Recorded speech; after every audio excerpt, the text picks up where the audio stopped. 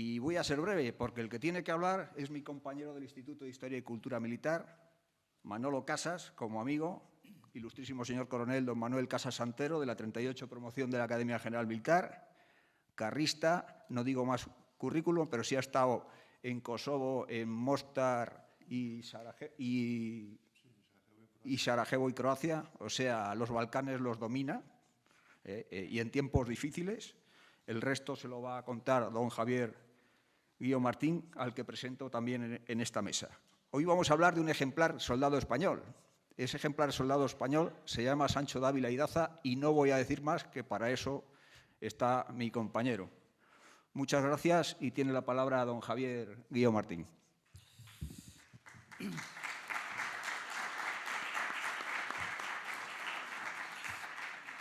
Muchas gracias, mi coronel. Excelentísimas, ilustrísimas autoridades civiles y militares, señoras, señores, amigos todos.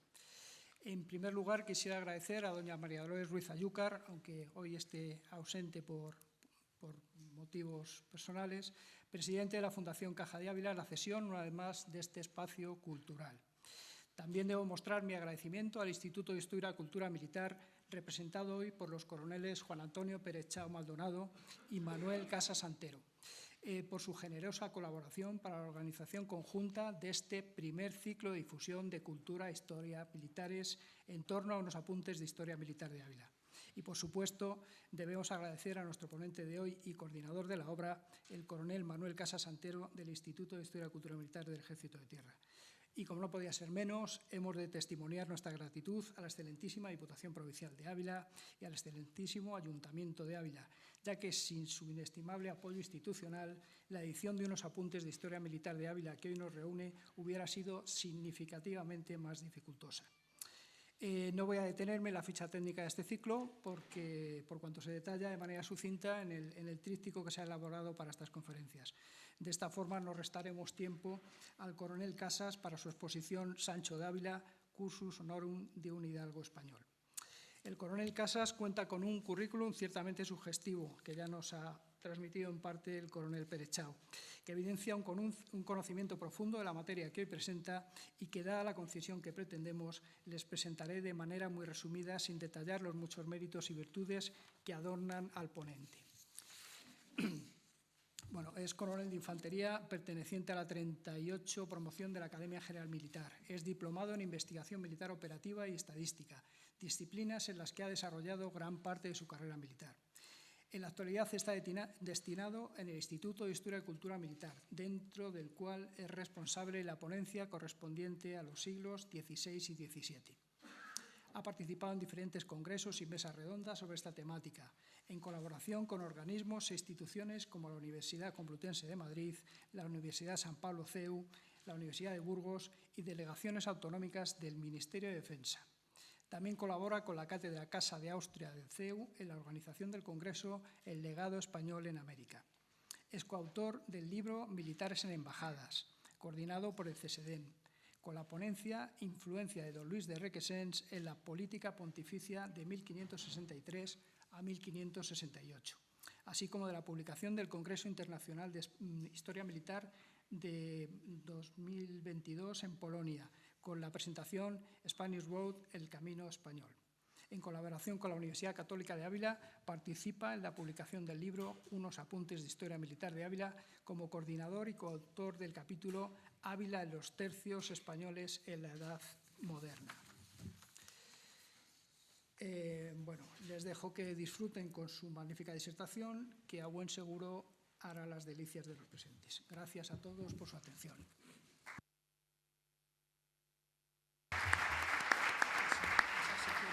Sí.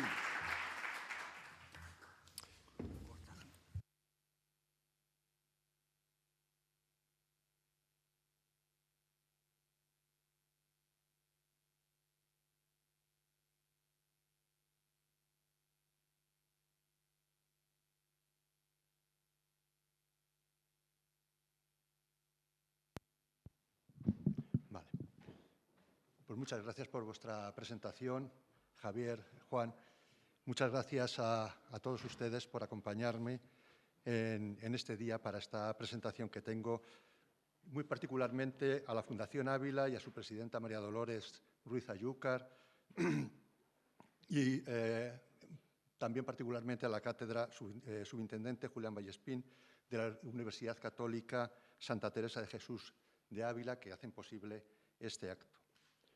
Me van a permitir, en primer lugar, antes de empezar a disertar sobre el motivo de la conferencia, que como ya han dicho, ya saben, es la figura de Sancho Dávila, ilustre abulense del siglo XVI, me van a permitir solamente un minuto que les haga una simple confidencia con respecto a mi relación con Ávila. Para mí Ávila es una ciudad muy entrañable, especialmente entrañable. Yo soy de Madrid, no soy abulense, desgraciadamente quizás, aunque no reniego ni muchísimo menos de mi condición matritense, pero aquí he tenido familia, he pasado largas temporadas. Es un sitio en el que, para que se hagan una idea, con mis hermanos decimos, cuando nos hagamos mayores y nos hagan jubilados, nos gustaría vivir en Ávila. Aquí se casaron mis padres en la iglesia de San Vicente, aquí me dieron la primera comunión en San Antonio. En fin, soy un turista más, desde luego, que admira las murallas, que veo lo altas que son y lo bonitas que son, pero que, además de eso, veo algo más de la vida abulense, del espíritu abulense, del espíritu castellano que reina aquí, que me encanta, el frío de Ávila y la gente de Ávila. Muchas gracias por acogerme en este día. Bueno, pues después de esta apertura sentimental que hago con ustedes y que me permiten, vamos a empezar con la conferencia. Bueno, esta es la mía. Efectivamente, vamos a hablar de Sancho Dávila. Sancho Dávila se llamo a la conferencia el Cursus Honorum de un hidalgo español. El Cursus Honorum quiere decir, entenderán ustedes desde luego, que vamos a tratar cuál ha sido la hoja de servicios del general Sancho Dávila, de Sancho Dávila Daza, a lo largo de su historia. Es un militar que participó en infinidad de combates y de acciones en el siglo XVI.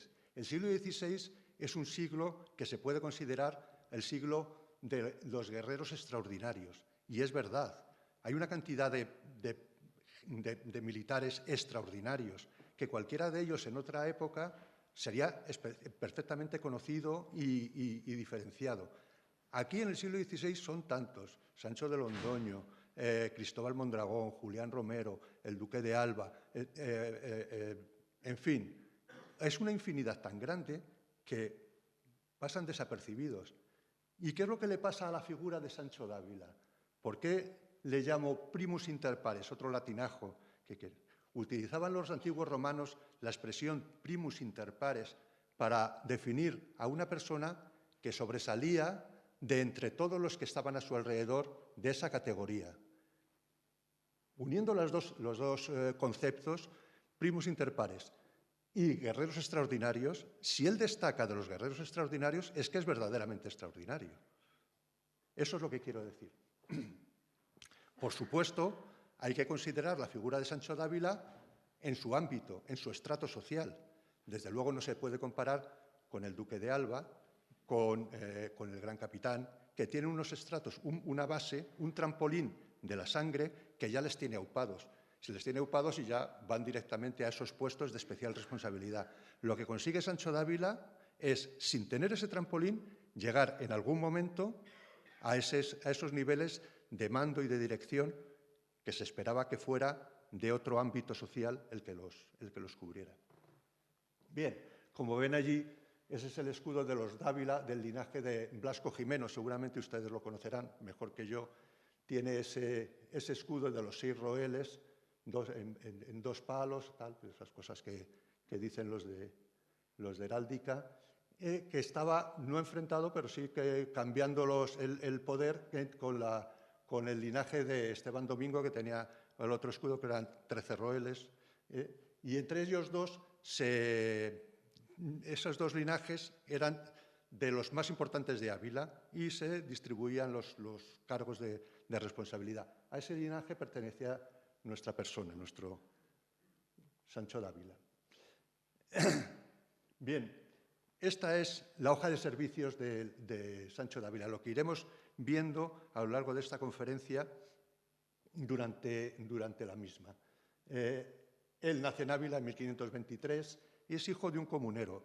Y esto es quizá por lo menos curioso de resaltar, porque en esa época de cuando nace Sancho Dávila, su padre era un comunero convencido y estaba muy en contra de no de la figura del César Carlos como rey de España, pero sí de la actuación y de las acciones que estaba llevando a cabo el rey Carlos I, amparado o guiado supuestamente por sus asesores, normalmente de los Países Bajos, de los flamencos. Eso no gustaba. Entonces había una corriente que llegó a degenerar en la famosa guerra de los comuneros y el padre de Sancho Dávila llegó incluso a ir a presentarse a ser designado por el Cabildo de Ávila para presentarse ante su majestad para intentar hacer ver cuáles eran las necesidades y las penurias que estaba pasando la ciudad por las medidas que estaba tomando. En fin, esto denota la integridad y la importancia de este linaje, de estas personas. No es una persona cualquiera, sino que es alguien importante que va allí. Hay que destacar que algunos de los que tuvieron esa actitud, después el rey Carlos I les mató porque les consideró traidores a su causa y tal. El padre de Sancho Dávila no llegó a tanto, pero estuvo en un tris de llegar a eso. Gente valiente, gente que luchaba por sus ideas, buenas, malas, regulares, coincidentes con el mando o no, pero que luchaban por ellas, en todo caso. Bien, veremos su actuación en la batalla de Múlber, la primera acción en Magdía, en Túnez, en Italia, en los Gelbes. Lo iré describiendo más o menos sucintamente en cada uno de ellos. Es nombrado castellano de Pavía, el primer cargo de verdadera responsabilidad que tiene ya como capitán. Le sirve para tomar el pulso a la toma de decisiones importantes y después su gran época, el viaje con el duque de Alba a Flandes como su jefe de seguridad, jefe de la escolta y posteriormente castellano de Amberes. Finalmente, su actuación con el máximo empleo militar que tuvo en la campaña de Portugal, también con el duque de Alba. Bien, como ya he explicado, la primera acción es la acción de Mühlberg, la batalla de Mühlberg, una batalla importantísima, encuadrada, todos ustedes seguramente que reconocerán el cuadro de Tiziano del emperador Carlos montado a caballo, representando la victoria de la batalla de Mühlberg. Y esto se enmarca dentro de la guerra contra la Liga Esmalcalda, que eran los príncipes protestantes que se habían levantado contra el emperador. Contra el emperador, como ven, se levantaba mucha gente y tenía que ir acallándolos uno detrás de otro. Ahora le tocaba a los príncipes protestantes. Habían montado una rebelión, una profunda guerra en Alemania para deshacerse del poder imperial. Bien, en este momento, en esta acción, el emperador tiene, como casi siempre, al duque de Alba, tercer duque de Alba, don Fernando Álvarez de Toledo, natural de Piedrahíta, como capitán general de su ejército. La figura, ya hago un inciso, el tercer duque de Alba es una figura que no sé por qué no se considera como uno de los excelentísimos militares de la historia, del calibre de Aníbal, de Escipión, de Napoleón Bonaparte. Es una figura excepcional, tiene una capacidad de mando, de organización, de dirección, de dominio, de control de todo, que es sorprendente en todo lo que tiene. Unas veces le sale mejor, otras veces peor, pero es sorprendente. Y, sin embargo, pues, la gente que lo sabe y lo reconoce, pero generalmente no es reconocido, desgraciadamente. Bueno, en esta batalla está, como ven, está por un lado, separados por el río Elba, están separados los dos ejércitos, uno al este y otro al oeste. Y el ejército de la Liga, el ejército protestante, estaba en el lado de Milberg, donde está la ciudad de Milberg. Y estaban separados por el río en abril, la época de máxima crecida del río, y no se podía cruzar, no había ningún vado. Los protestantes estaban esperando unos refuerzos del ejército que tenían que llegar. El ejército del emperador, liderado por su capitán general, el tercer duque de Alba, está sin presentar batalla, pero siempre hostigando al enemigo, hasta que llega el momento en el que considera que debe presentar batalla. Y ese momento es este. En ese momento, que todavía no han llegado los refuerzos del ejército enemigo, de los protestantes, se decide pasar el río para presentar batalla. Pero ¿qué es lo que pasa? Que el río está crecido y no pueden cruzar. Tienen que hacer un puente de barcas para poder pasar. No tienen suficientes barcas y al otro lado del río sí que hay suficientes barcas, pero hay que hacer una acción espectacular, especialmente arriesgada, que consiste en cruzar el río con la crecida que tiene, coger las barcas y volver para poder hacer el puente. En esa acción, que no son más de 11 soldados del ejército, participa nuestro hombre, Sancho Dávila, como soldado, como arcabucero del tercio de Lombardía. Logran el objetivo con nutrido fuego de arcabucería desde el otro bando, consiguen coger las barcas y volver. Vamos, no lo he visto en ningún sitio, pero seguro que hizo ver, desde luego al emperador y desde luego también al duque de Alba, cuál era la figura de Sancho Dávila. Esa es la primera impresión que tiene, y desde luego la primera impresión no puede ser más meritoria. Bien, tendría que decir antes de continuar, me van a permitir, que hable de las fuentes bibliográficas que se han escrito sobre Sancho Dávila. Digo lo mismo que del duque de Alba con respecto a su categoría militar, que sorprendentemente tampoco hay muchas. Cuando estaba escribiendo el artículo que tenía que escribir, pues estaba dando tumbos porque a ver qué encontraba, qué decía, y cayó en mis manos un libro precioso, maravilloso, de un fraile benedictino del siglo XVII que se llamaba Luis Ariz. Es un libro magnífico sobre Ávila que cuenta de forma mitológica los orígenes de la ciudad y un montón de cosas interesantes. Y habla de cuáles son las grandezas de la ciudad de Ávila, y así se llama el libro. Historia de las grandezas de la ciudad de Ávila. Me van a permitir que lo cito en el libro, un párrafo que dice el padre Luis Ariz, refiriéndose a los soldados, a los militares de esta época del siglo XVI en Ávila. Dice: muy nobles y belicosos capitanes naturales de Ávila sirvieron al invictísimo emperador Carlos V y a los cristianísimos reyes Filipos II y III, de cuyos nombres y famosos hechos están llenas las historias. Aquí pondré sucintamente el nombre y servicios de algunos, aunque será imposible decir de todos por su orden. Y continúa con una relación de más de 30 páginas de autoridades de Ávila, de personas de Ávila que participaron en acciones militares. Es increíble lo que cuenta, de veedores, de infantes, de caballeros, de artilleros, de todo tipo, de jefes de tercio, de jefes de compañía, de capitanes de compañía, infinidad de puestos de verdadera responsabilidad. Y eso lo recoge este libro de... Luego hay un par de libros del siglo XVIII y XIX,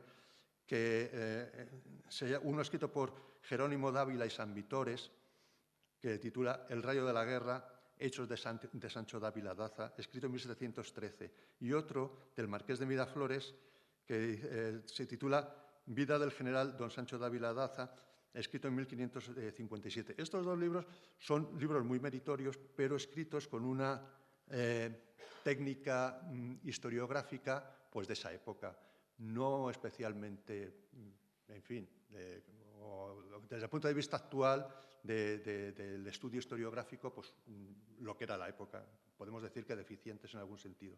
Pero recientemente ha aparecido un libro, bueno, ya lleva desde 2010 que se editó, un libro de Gonzalo Martín García, que yo creo que es el único libro que se ha escrito una biografía de don Sancho Dávila, que se titula Sancho Dávila, soldado del rey.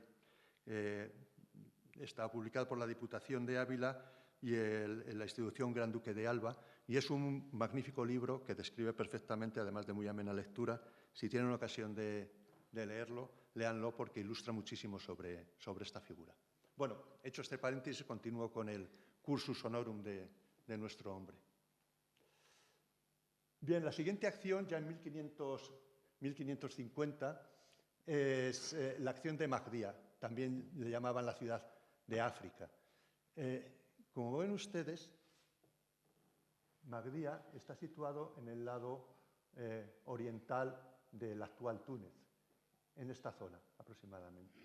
Esto de aquí, esta zona, unida con Malta, unida con el sur de Sicilia, era lo que se llamaba la antemuralla de la monarquía. Esta era una época en la que los piratas y el corsarismo berberisco y turco estaban sembrando de dolor y de pánico pues las ciudades y las costas del sur de Italia y del Levante español.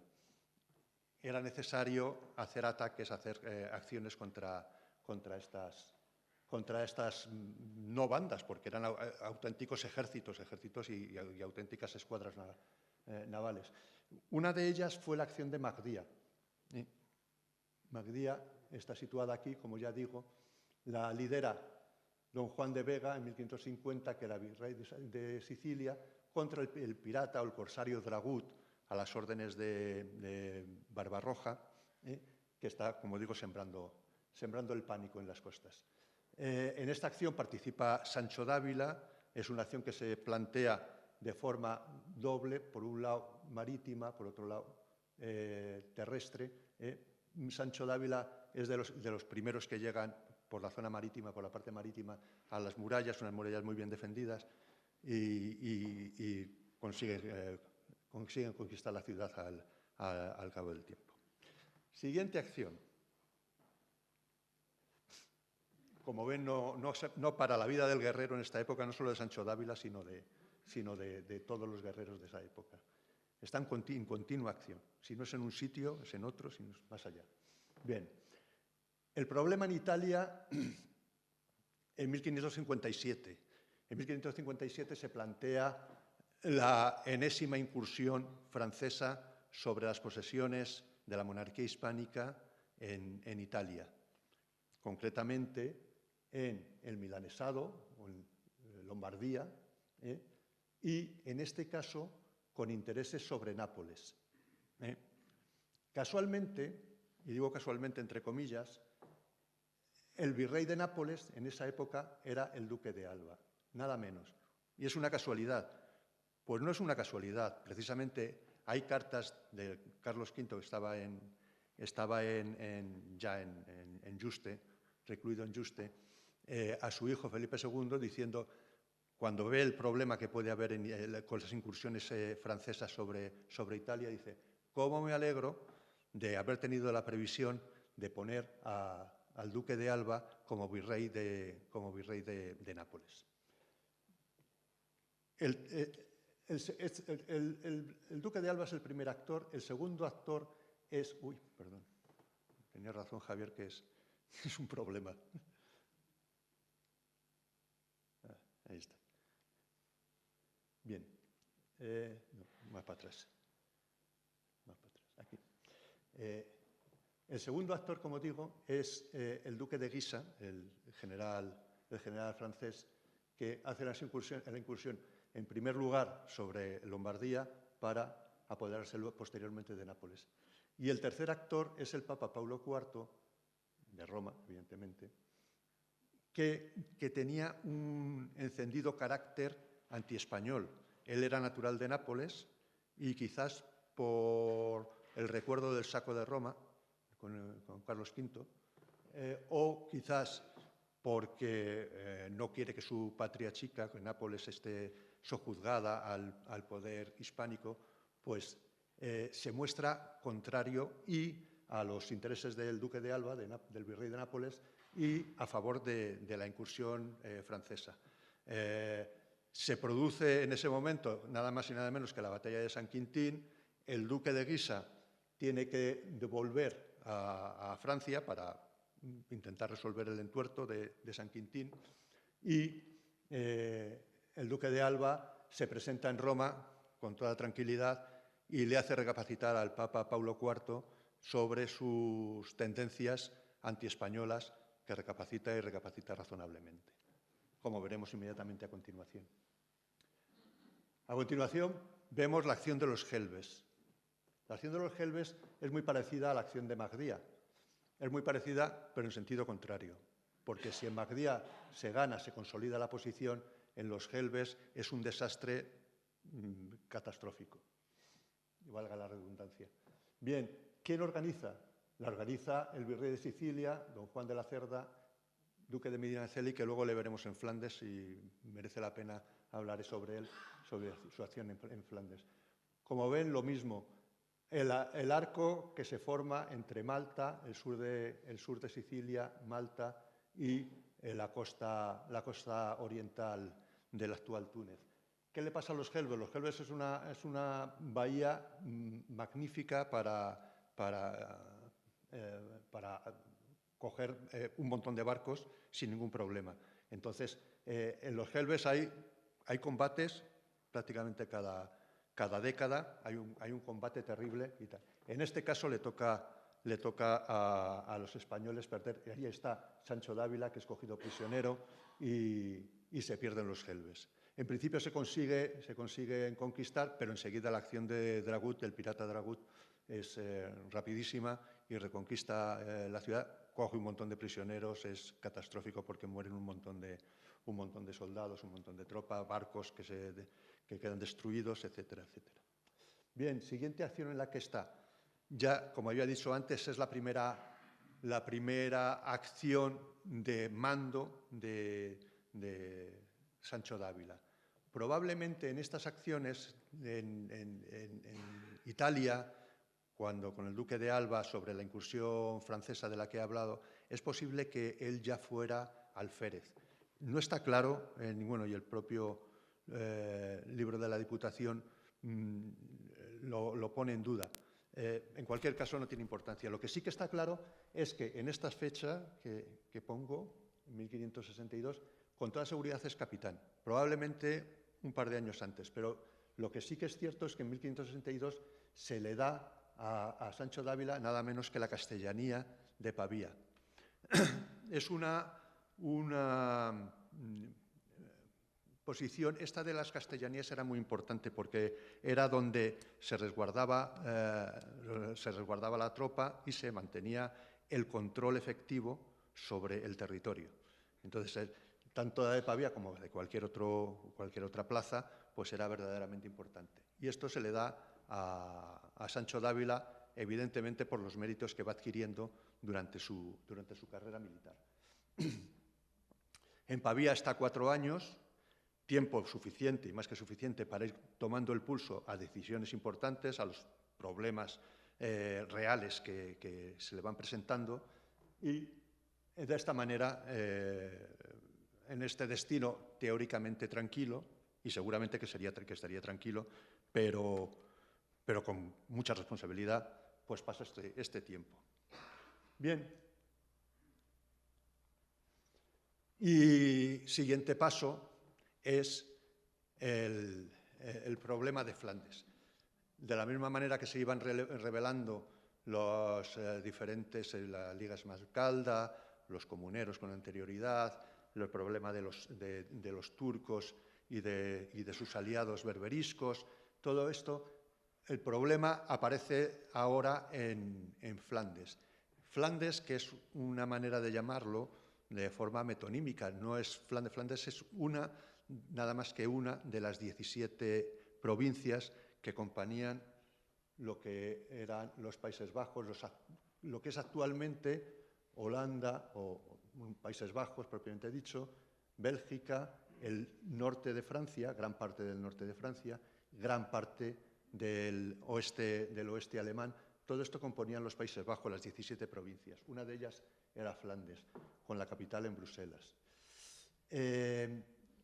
Estos se rebelan porque hay desde su punto de vista, una imposición de Felipe II, ya el rey Felipe II, hay una imposición sobre los obispados y sobre los cargos económicos que tenían que soportar los Países Bajos. Lo primero que hay que entender de los Países Bajos, del problema de los Países Bajos, es que era la zona más rica de Europa, con diferencia, con mucha diferencia. Para que nos hagamos una idea, Amberes, que era la ciudad más rica, tenía 4 veces más renta anual que toda Castilla. Era un auténtico emporio. Y como Amberes, o similares a Amberes, quizá un poco menores, un montón de ciudades. En Middelburg, Maastricht, Rotterdam, todo, un montón de ciudades. Esa era un emporio. El control de los Países Bajos, que es herencia de Felipe II por medio de la Casa de Borgoña, de su abuela paterna, junto con el Franco Condado. Esa es la mejor herencia, la herencia más rica que recibe. Y esa herencia se revela. Evidentemente, no cabe la posibilidad de desechar esa herencia, en principio, luego ya veremos. ¿Qué es lo que pasa? Que no se llega a un acuerdo. Hay intentos de llegar a soluciones, pero no se llega a ningún acuerdo. Y en esta situación se produce lo que se llama la revuelta iconoclasta. En 1566 se produce la revuelta, y que consiste en destrozar todas las imágenes, todas las ciudades católicas, los templos católicos de las ciudades. En fin, una barrabasada tremenda que hacen. Contra eso, ante la duda de resolver el problema por las buenas o por las malas, llamémosle así, esa rebelión hace que el rey Felipe II ordene al mejor general que tenía, al duque de Alba, que vaya a los Países Bajos y que resuelva eso. Nada más ni nada menos. Bien, ¿y qué hace el duque de Alba? Pues, como saben ustedes, inicia el Camino Español.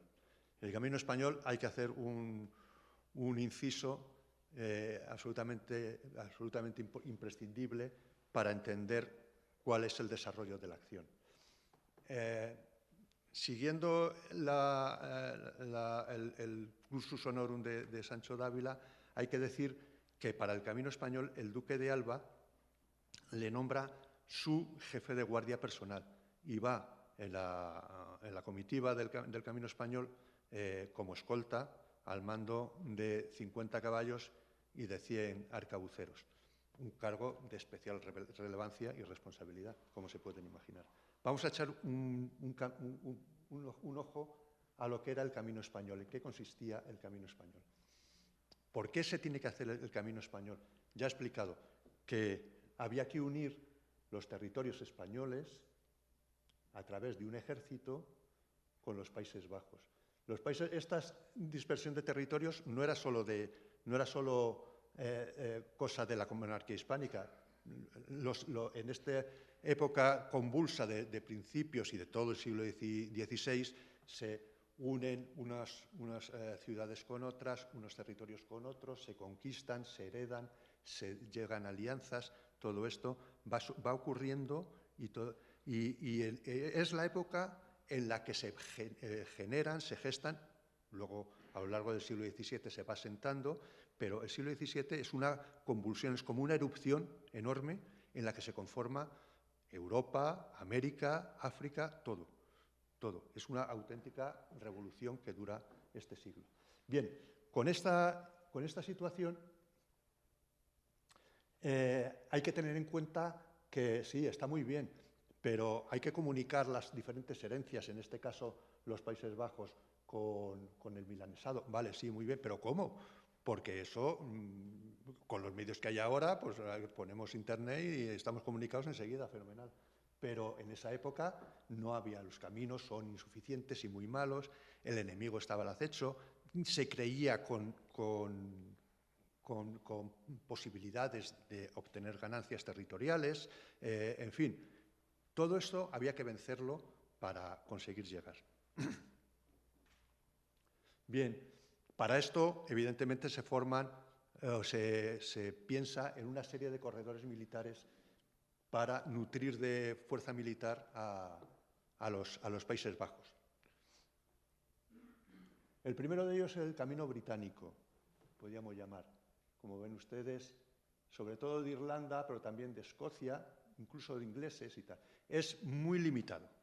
Es una aportación de fuerzas muy limitadas, bien, sobre todo precisamente cuando la lucha en Inglaterra y por ende en Irlanda y en Escocia también, la lucha entre católicos y anglicanos con la nueva herejía de Enrique VIII, esa lucha hace que derrotados los católicos allí, pues diga, bueno, pues entonces luchamos junto a los católicos españoles que están luchando en Flandes. Entonces ahí se nutre hasta cierto punto, ya digo.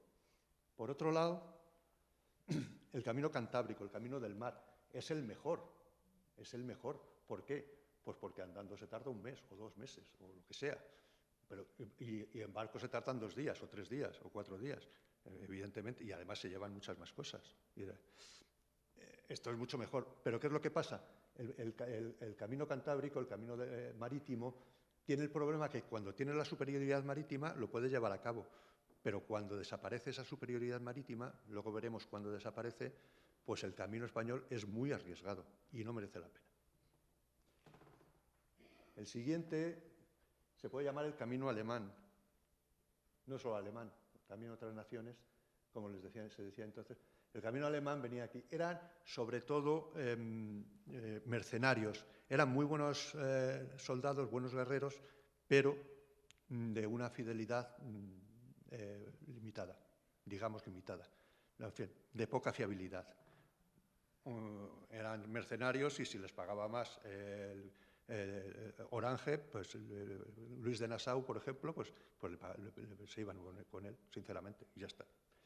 No siempre, pero vaya, se corre ese riesgo. El último, evidentemente, era lo que llamaron y lo que llamamos ahora el camino español, que voy a intentar describir muy rápidamente. El camino español voy a describir exclusivamente el que siguió el duque de Alba, que fue el que lo inauguró en junio de 1567, llegando a finales de agosto a Bruselas, liderado por el duque de Alba y con seguridad de Sancho de Ávila, como jefe de seguridad. Bien, ¿cómo se acercaba la tropa? Bueno, aquí abajo está la diapositiva que he puesto antes y, por otro lado, vemos que las tropas tienen que llegar a Génova, al puerto de Génova, principalmente desde las posesiones españolas de Nápoles y Sicilia, y también desde las costas ibéricas, de la península ibérica. En Sicilia y en Nápoles había guarnición fija, estaban los tercios viejos, el tercio de Nápoles y el tercio de Sicilia. Y en Lombardía, en Milán, estaba el tercer tercio, que era el tercio de Lombardía. A esto se unían las tropas de los que llamaban bisoños, los novatos, se llamaban bisoños porque en italiano decían bisoño porque estaban necesitados, de necesidad que tenían.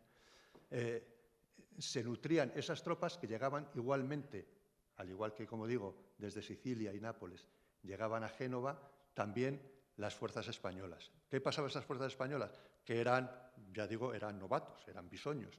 Se integraban algunos dentro del contingente de los tercios viejos ya formados y otros, la mayoría, se integraban para reforzarlos, evidentemente, para ponerlos al día, por así decirlo.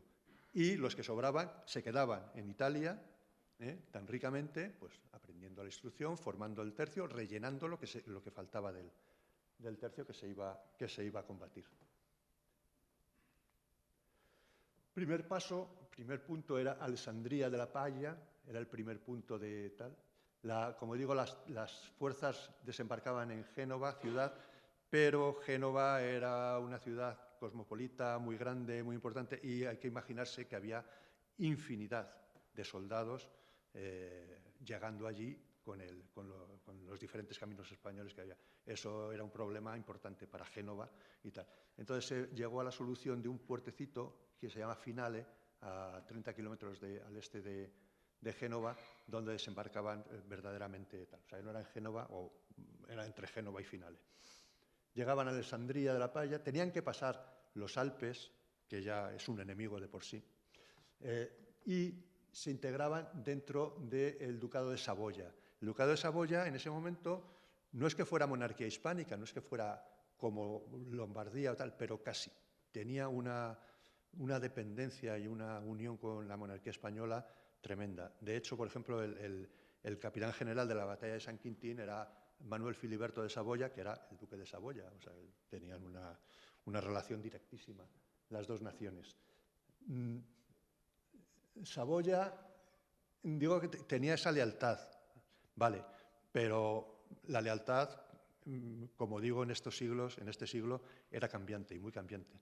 Luego esa lealtad desaparece y este camino, en principio, cambia y al final desaparece, debido precisamente a la lealtad. Pero creo que no es de nuestra historia profundizar en esto. Atraviesa Saboya y pasa al oeste de Ginebra. Ginebra era una ciudad muy conflictiva, era el nido calvinista por excelencia y era muy peligroso sobre todo para los calvinistas que pasara nada menos que el contingente de 10.000 soldados del camino español por allí. Le dijo el papa de turno, el papa que era Pío V, le dijo al duque de Alba que ya que pasaba por allí, pues que conquistara la ciudad de Ginebra. Y el pragmatismo del duque de Alba dijo que no era, su objetivo era llegar a Flandes cuanto antes y no meterse en unos berenjenales que podían ser peligrosos desde todos los puntos de vista. Incluso mandó a un embajador suyo, a Bernardino de Mendoza, a pedir disculpas por no haber conquistado Ginebra. Pero vamos, el Papa estaba empeñado. En fin, continuaban y pasaban al Franco Condado. El Franco Condado, igual que la herencia borgoñona de la abuela de Felipe, era en los Países Bajos, también era el Franco Condado, o también le llamaban Borgoña española o Borgoña condal, a diferencia de la Borgoña francesa, que estaba justo al oeste.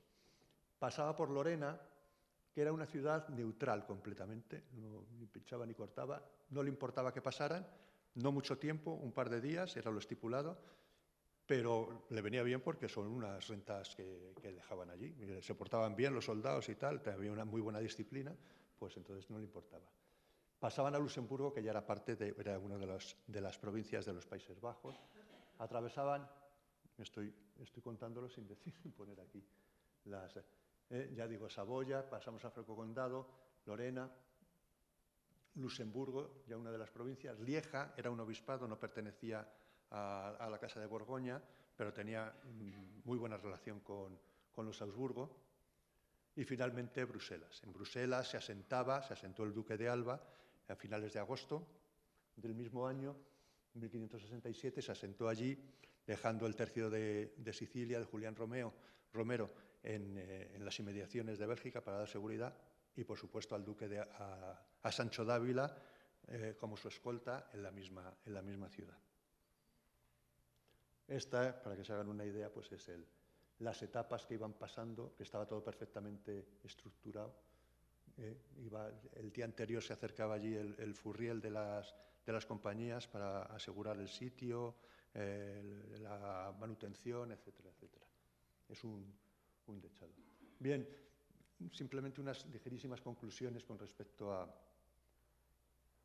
al camino español del duque de Alba del 67.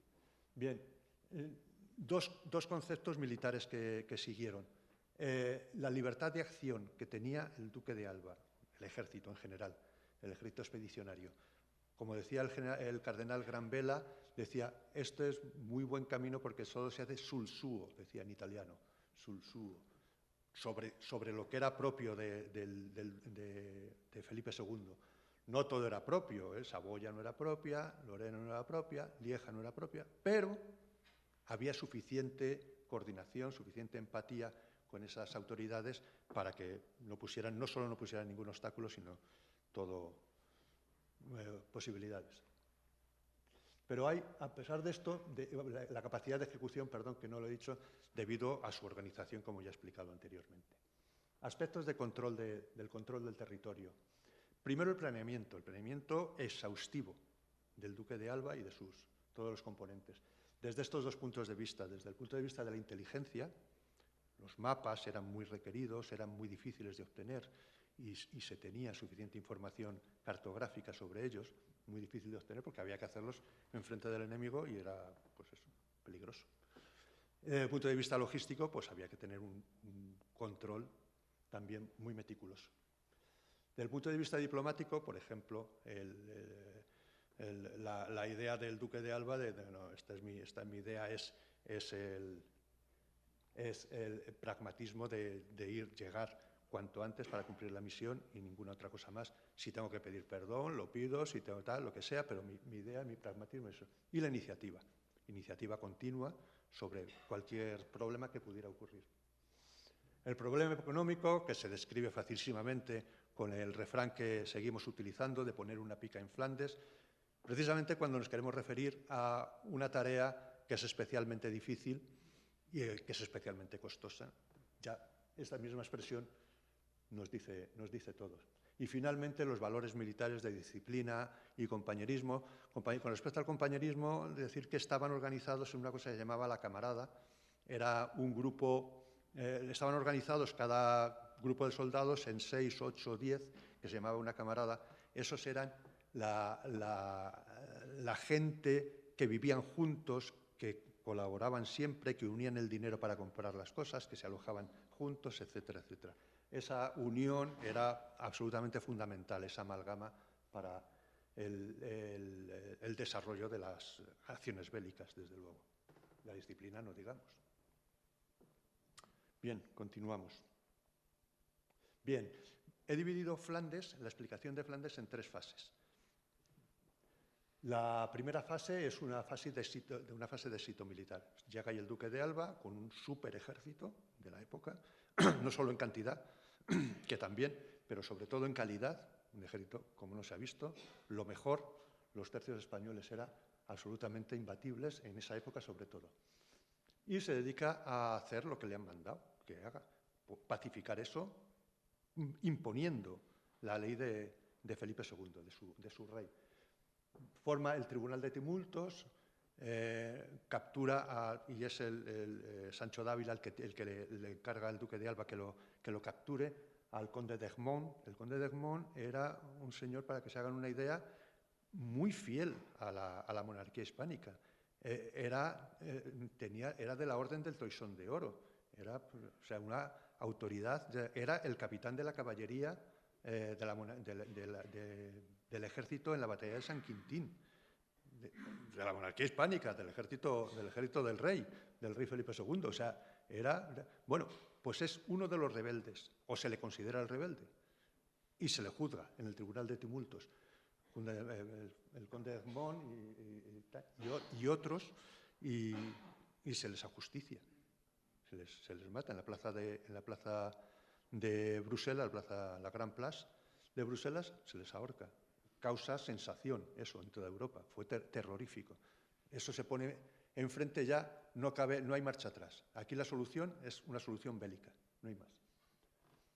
¿Cómo organiza el duque de Alba la acción militar? La acción militar la organiza formando las fortalezas urbanas. En cada una de las ciudades importantes hace una fortaleza, una castellanía, como hemos visto en Pavía, en las ciudades urbanas. La más importante, como ya he dicho, desde el punto de vista económico y desde muchísimos otros puntos de vista, es Amberes. Y le da a Sancho Dávila la castellanía de Amberes, nada menos, nada menos. Ya veremos los problemas que le traerá al capitán Sancho Dávila. En esta época se producen 3 ataques rebeldes que son repelidos no con facilidad, pero con contundencia por las fuerzas. El primero de Montigny en Maastricht, este de aquí. Maastricht es este enclave holandés en Bélgica. Intenta dirección Bruselas, pero no lo consigue. Sancho Dávila participa en estas acciones de forma muy brillante, como siempre. Luis de Nassau en el norte, Groninga con la batalla de Gelmingen, también es derrotado, y Guillermo de Orange, hermanos de Luis de Nassau, Guillermo de Nassau y Luis de Nassau, en el Mosa, a lo largo del Mosa, también de forma infructuosa, en poco tiempo desaparece su ejército. Bien, esto es un éxito militar, efectivamente, pero al éxito militar no acompaña, ni muchísimo menos, el aspecto económico. El aspecto económico se produce una época, un tiempo de descanso militar, por así decirlo, y el duque de Alba, teniendo en cuenta las dificultades económicas que tenía el rey para darle dinero para las pagas de los soldados y para infinidad de cosas, como se pueden imaginar, pues eso no llega y tiene que buscar la solución de incrementar los impuestos en los Países Bajos. Claro, pues se puede imaginar la reacción, no es del gusto, ni muchísimo menos. Entonces pasamos a la segunda fase, en 1570 a 1575, con Luis de Requesens. Luis de Requesens, en 1570 todavía está el duque de Alba, que no se irá hasta 1573. ¿Se acuerdan del duque de Medinaceli en los Gelbes? Pues aquí el rey intenta solucionarlo con una política, manda un nuevo gobernador militar con ideas más pacificadoras, que es el duque de Medinaceli. Pero el duque de Alba dice que mientras exista la rebelión, él no se mueve de allí y sigue como jefe. Y sigue como jefe desde 1570, bueno, desde que llega ahí con el camino español, hasta 1573, en que el nuevo gobernador, Luis de Requesens, entra en acción. Esta segunda fase se caracteriza por algo que es fundamental en esta época: la inferioridad marítima debida a la conquista del puerto de Bril por lo que se llamaban los mendigos del mar. Eran en principio, una banda de piratas, por así decirlo, pero que se integran perfectamente en las fuerzas rebeldes. Y tan perfectamente que son los que dominan la rebelión. Concretamente la dominan desde el mar, que es lo principal. Es lo que trunca lo que había explicado antes del camino marítimo. El camino marítimo desaparece precisamente porque el dominio del mar, por la pérdida del puerto de Bril, lo pasa a ostentar los rebeldes. Dávila, en esta situación... ¡Oh, madre mía! Perdón. Dávila en esta situación está, recuerden que está base de operaciones en Amberes y tienen todas estas acciones aquí. Todas las ciudades están o asediadas por rebeldes o asediadas por el ejército español, el ejército de la monarquía, es terrorífico. Todo ya es un volcán, los Países Bajos. Y Sancho Dávila tiene, como castellano de Amberes, pues tiene la responsabilidad de dar posibilidad de socorro a todas estas ciudades que digo: Middelburg, Dargus, Haarlem, en fin, todas las ciudades de la costa intenta darse. Es la única posibilidad. ¿Terminamos ya? ¿Cómo? Sí, termino. ¿10 minutos? 10 minutos. Gracias. No me queda mucho. Creo que es importante hablar de esta parte, porque es la parte fundamental de Sancho Dávila, como veremos enseguida. Digo que tiene la responsabilidad, y es el único que la lleva a cabo, de la posibilidad de sustentar a las tropas que están en las ciudades, están cercadas por el enemigo. En 1573, Luis de Requesens releva al duque de Alba, cansadísimo y agobiado por los problemas.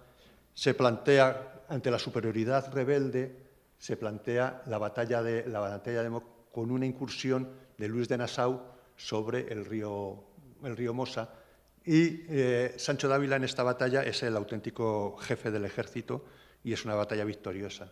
¿Es una batalla victoriosa? Sí, es una batalla en la que las fuerzas de la monarquía quedan ganadoras del combate, pero inmediatamente después, como solía ocurrir después del combate, y después del combate precisamente, las tropas españolas se amotinan. Se amotinan porque no han cobrado, llevan sin cobrar, pues a lo mejor llevan meses, incluso años sin cobrar. Vivían sobre el terreno con unas dificultades tremendas.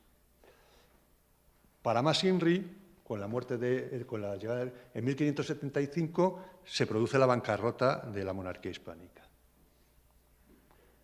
Y para más Inri todavía, muere Luis de Requesens en 1576, que es el año clave. En esta situación está Sancho de Ávila mandando la castellanía de Amberes y con todos los Países Bajos levantados. Incluso los que se consideran leales a Felipe II. Se plantea, con la muerte de Luis de Requesens, el conflicto de sucesión. Por un lado está el Consejo de Estado, en Bruselas, que asume el gobierno de forma interina, por otro lado, como es lógico. Pero ¿qué es lo que pasa? Que hay dos facciones en este gobierno interino. Por un lado, la española, que nada más que hay un representante, que es Jerónimo de Roda, y por otro lado la facción flamenca de 6 o 7 individuos, lideradas por el duque de Erschot. Les llamo palomas y halcones, todos eran halcones, porque todos iban y tal.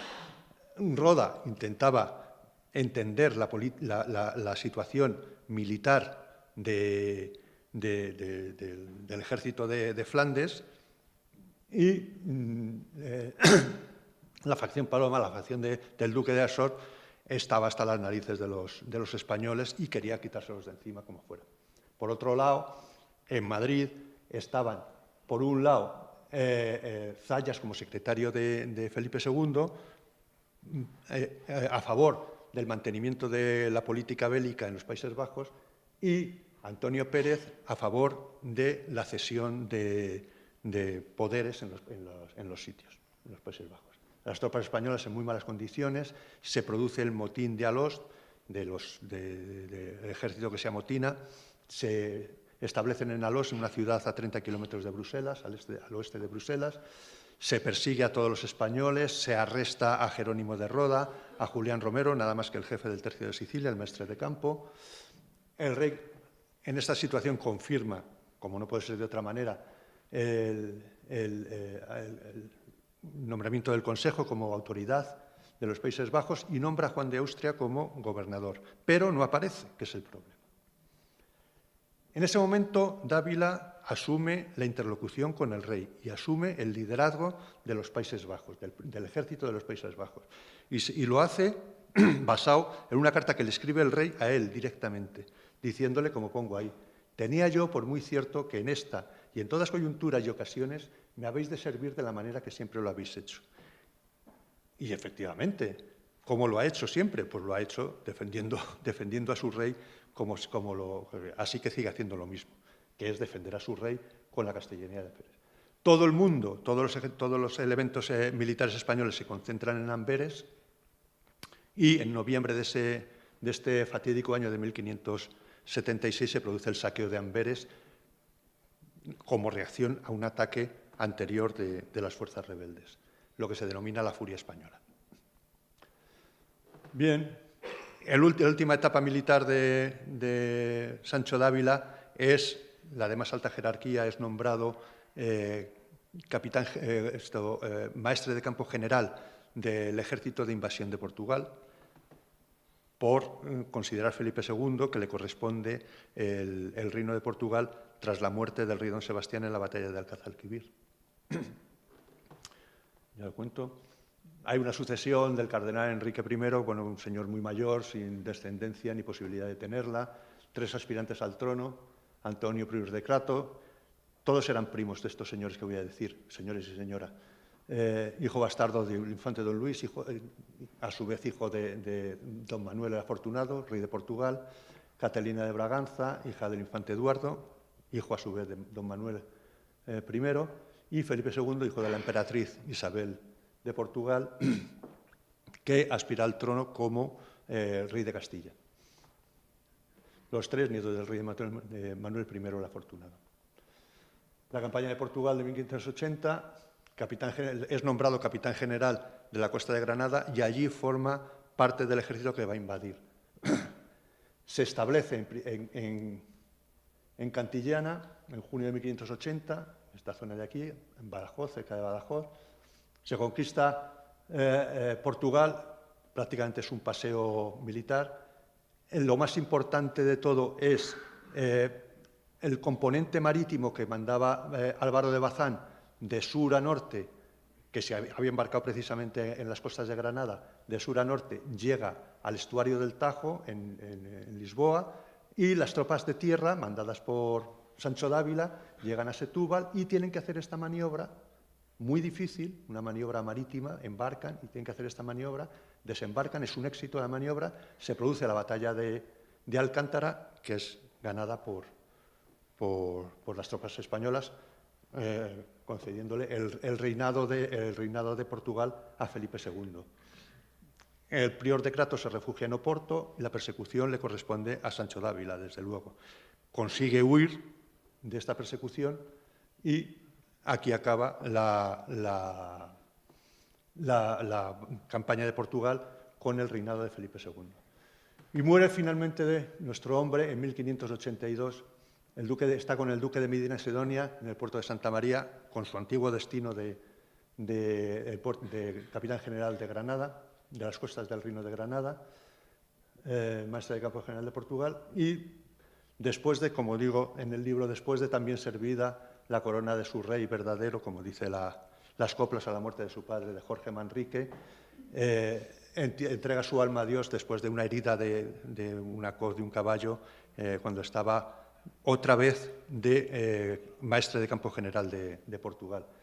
Enterrado, como saben ustedes, en la iglesia de San Juan Bautista, en el Chico, y esta es la historia de nuestro hombre, de este hombre tan valiente que tuvo que morir precisamente de esta manera. Muchas gracias por su atención.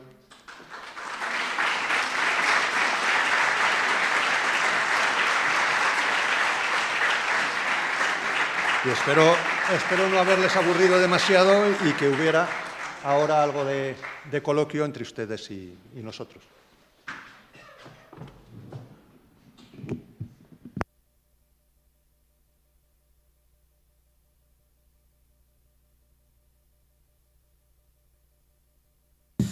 Que bueno, nos ha acercado bastante a la figura de nuestro ilustre paisano.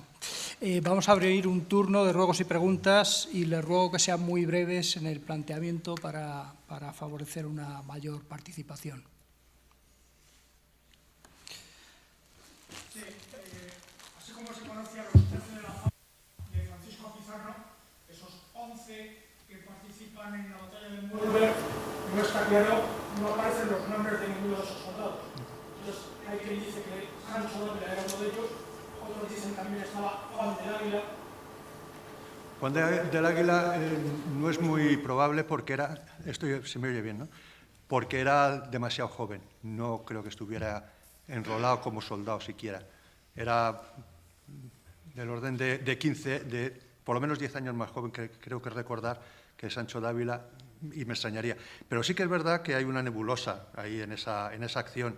Yo he leído cosas de gente que estuvo ahí entre esos 11 y al final son 23 o 50, no lo sé. Es difícil. Bueno, tampoco pasa nada por pensar que Sancho Dávila estaba allí. No, efectivamente, no hay una seguridad concreta de que esa acción estaba ahí. hay diversidad de opiniones. La verdad es que es una acción tan meritoria y tan extraordinaria, atravesar el río Elba, que es un pedazo de río de marca mayor, yo no lo he visto, pero vamos, los ríos alemanes son tremendos. En abril son más tremendos todavía, y que te estén tirando arcabuzazos por todos lados, pues no sé, me parece una cosa increíble, increíble. ¿Lo haya hecho Sancho Dávila o no? Desde luego.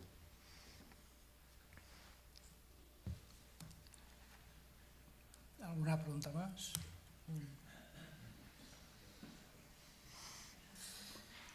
Bueno, pues con este turno de preguntas, por concluida esta charla, no sin antes reiterar nuestro agradecimiento al coronel Casas y a todos los asistentes por su presencia. En cuanto a la entrega de libros de estos apuntes de historia militar, bueno, comunicarles que, dado que el número de ejemplares del que disponemos es muy reducido, hemos asignado un número de ejemplares por cada una de las conferencias, ¿vale? Entonces, si quieren, pueden subir a recoger su ejemplar, y les rogamos que aquellos que dispongan de un ejemplar, que por favor no acaparen, sino que dejen a los que no tengan ningún ejemplar, ¿no? Entonces, si quieren subir, les facilitamos un ejemplar. ¿Qué? ¿Qué, perdón? Un momentito, por favor. Un momentito. Con permiso de mi amigo y director de la Cátedra de Cultura y Defensa, Julián Vallespín. Valoración militar. Tenemos la suerte de tener empadronado un vecino en San Juan, se llama Sancho Dávila.